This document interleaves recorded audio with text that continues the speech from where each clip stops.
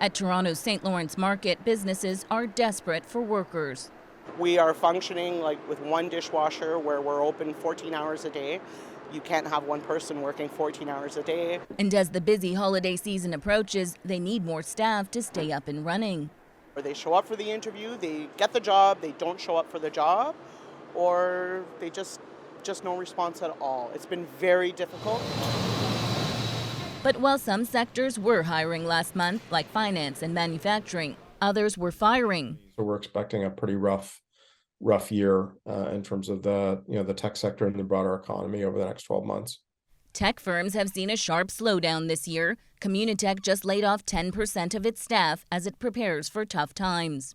I've been through a whole bunch of recessions before, and I think pretty sober about you got to work a little bit harder. But for those companies still trying to attract workers, many have to offer higher pay. Average hourly wages rose by 5.6% to more than $32 an hour in November compared to the same time a year ago. While many paychecks still aren't keeping up with the cost of living, it marks 6 months of wage gains that are above 5%, something policymakers are watching closely. The Bank of Canada is going to look at this labor market as still too tight, still too hot for its comfort.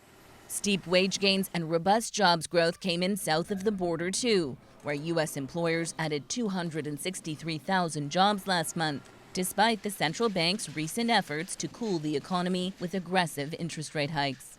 They've already raised rates a lot, and a lot of the impact of that on employment won't show up until we move further into 2023.